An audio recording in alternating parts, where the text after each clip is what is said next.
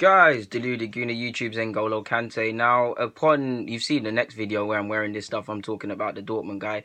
I came across Jens Lehmann, our former goalkeeper. He's bringing out a new book, and I saw some segments from the book. I must admit, I ain't gonna buy it. I ain't gonna lie to you guys. I'm gonna torrent that stuff. I ain't paying for that. But it made for a good read, and it definitely looks like a good read, a better read than you see with some of these football books, man. So let me just speak about some things that caught my eye in it. Almost came to blow with Almunia. They didn't have a good relationship, as you can imagine, at the time. Jens Lehmann, extremely competitive, a good keeper, felt competition for places with Almunia. Almunia naturally wants to be it. They didn't see eye to eye for a while, and almost came face to face and ready to tear lumps out of each other. I think there was a segment, Lehmann was doing some keeping drill and Almunia shouted something. Lehmann went over to Almunia. Almunia called him, pardon my language, a bastido or something like that. And they almost came to blows. And he actually said he was quite angry that they didn't come to blows because he was waiting for Almunia to basically hit him first so he can get rid of a rival.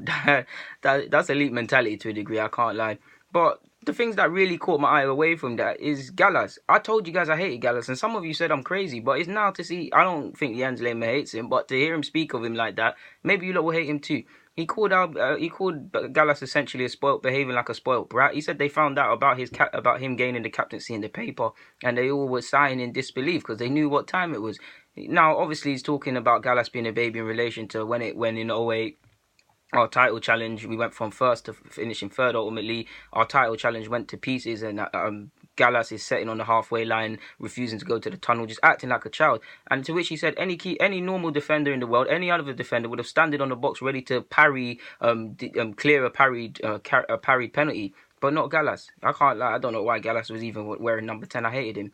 Yeah, man. Like, he also said that same day when they went into the thing, our good man Gilberto was gonna bang him. Almost banged him. Almost effed him up. Like, because of this, behaving like a baby thing and all of this. Like,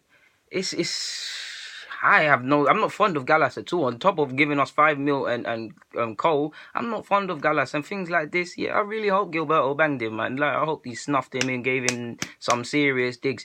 But yeah. He also, what really got me is he opened up about 06. Now, for those who don't know, or those not old enough, if you are, he obviously got sent off in the final. I'm not going to speak about it all, but what got me is that he still thinks about 06 to this day, and he still thinks about in the 19th minute. What if he kept his fingers to himself? What would have happened? Like, that's amazing.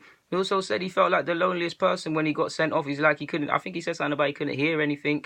He said it was the loneliest walk. He apologized to Perez because obviously keeper got sent off. Someone had to get subbed, which was Perez. And Perez, ultimately, if you listen to Perez's documentaries, he was considering leaving Arsenal for a while. But really, what tipped it is getting subbed in that game. So yeah, it was.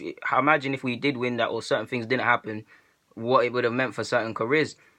Oh yeah, he said he felt like the loneliest person. He said he had his kids on his lap when he got sent off, and he felt like he wanted to cry. I'm pretty sure he said he cried, man. Like he said, he saw Fergie or something as well. And so Fergie tried to encourage him and try to cheer him up, and that, my guy Fergie. But yeah, man, like.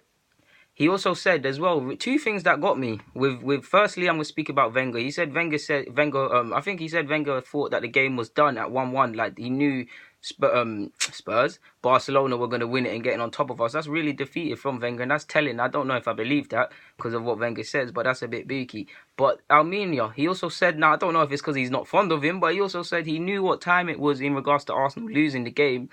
Because he could see Almunia, he knows Almunia well, he said, because obviously they work together. He said he could see no positive body language and the positivity go out of him, and that spread it to the rest of the players. And obviously, you know how the script went. Barcelona came on top of us and ultimately did what they needed to do. He also said that at a point, when they landed, there weren't no parties, there weren't none of that, obviously, because we lost. And he also said that in his 5 years there, or at the time of being there, or whenever, he said there wasn't any Christmas parties, which shows the mentality to a degree at our club. When you consider now, what was it, last year, in the same week as Everton and Manchester City, we had a Christmas break. And how did them two games pan out?